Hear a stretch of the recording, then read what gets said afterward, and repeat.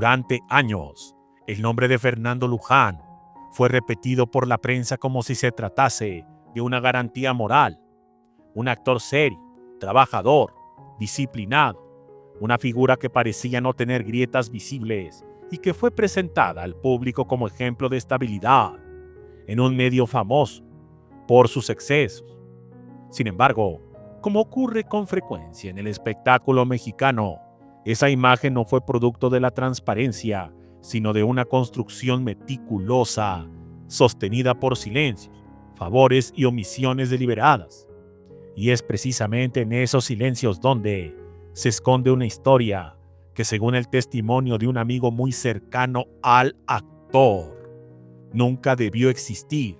y que fue sepultada para proteger una carrera a costa de una vida. De acuerdo con esta versión, Fernando Luján sostuvo durante varios años un romance clandestino con la actriz española Elvira Quintana, una relación que no solo fue ocultada al público, sino también cuidadosamente negada dentro del propio medio, pues ambos sabían que un vínculo así podía convertirse en dinamita pura en una época donde las apariencias lo eran todo y donde cualquier escándalo personal podía significar el destierro profesional. El romance siempre fue testimonio, no fue pasajero ni superficial,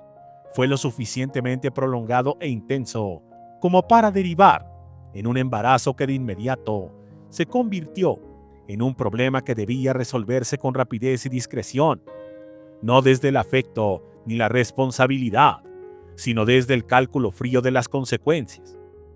El nacimiento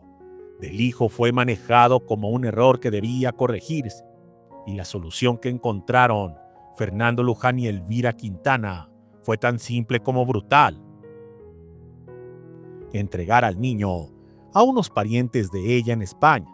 y borrar su existencia como si se tratase de un objeto incómodo, una carga que amenazaba con marchar una imagen que ya estaba consolidada. El artículo que recogió este testimonio afirmaba que el niño, llamado Pedro, fue enviado lejos bajo la promesa de una vida mejor, pero que la realidad fue diametralmente opuesta, pues creció en un entorno de pobreza, abandonado y carencias extremas, lejos de cualquier rastro de protección o afecto, marcado desde la infancia por la sensación de haber sido desechado por conveniencia. Según la versión, Pedro creció sabiendo que no había sido dado en adopción por necesidad, sino por miedo al escándalo, y esa certeza se convirtió en una herida permanente que definió su carácter, su conducta y su destino. A medida que fue creciendo, ese abandono se transformó en resentimiento,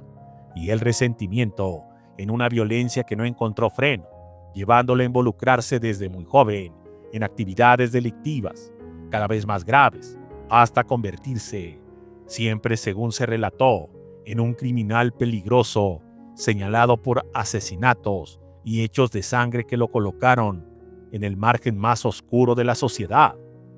El texto insistía en que la vida de Pedro fue una cadena de fracasos, carencias y explosiones de rabia,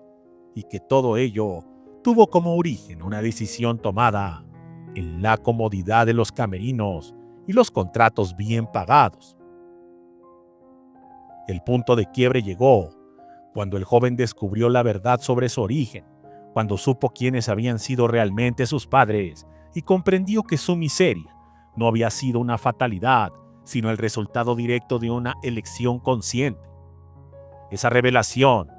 no le ofreció redención ni sentido, sino una furia dirigida hacia un pasado que ya no podía cambiarse. Para entonces, Elvira Quintana había muerto, esto a finales de los 60, llevándose consigo cualquier posibilidad, explicación o confrontación. Pero Fernando Luján seguía vivo, exitoso y protegido por una industria que continuaba blindándolo. De acuerdo con el testimonio, ese contraste terminó de quebrar al joven quien decidió que la única forma de cerrar la herida era enfrentando directamente a quien consideraba responsable de su ruina. El artículo afirmaba que Pedro viajó a México a finales de los años 80 con una sola intención: asesinar a su padre biológico y cobrar una deuda emocional que había crecido durante décadas. El intento de homicidio siempre, según esta versión, ocurrió durante un evento público, uno de esos actos donde la figura del actor se mostraba cercana, accesible y rodeada de gente. Un escenario irónico para un ajuste de cuentas largamente planeado. El joven habría intentado acuchillar a Fernando Luján en medio del público, pero el ataque fue frustrado por la intervención inmediata de la policía presente en el lugar, evitando que el crimen se consumara y que el escándalo estallara de forma irreversible. El incidente fue reducido a un altercado sin contexto, despojado de cualquier explicación de fondo y manejado con una rapidez que solo es posible cuando hay intereses poderosos de por medio. La identidad del agresor jamás fue revelada, el supuesto parentesco no fue mencionado y el hecho desapareció de la prensa como una eficiencia inquietante. Meses después, y siempre de acuerdo con el mismo testimonio, Pedro apareció muerto en un reclusorio de la Ciudad de México, en un caso que oficialmente fue clasificado como suicidio, cerrado de manera abrupta, una historia que nunca llegó a tribunales ni la opinión pública. El artículo subrayaba que la muerte del joven resultó tan conveniente como definitiva, pues eliminó al único testigo vivo de una verdad que jamás debía salir a la luz. La publicación concluía recordando que el espectáculo mexicano no solo fabricó estrellas, sino también víctimas invisibles, y que detrás de muchas carreras respetables existían decisiones que condenaron vidas enteras sin que nadie rindiera cuentas, dejando al lector con una pregunta incómoda que jamás fue respondida: ¿cuántas historias como esta fueron enterradas para que el mito pudiera seguir respirando? Muchas gracias y hasta la próxima.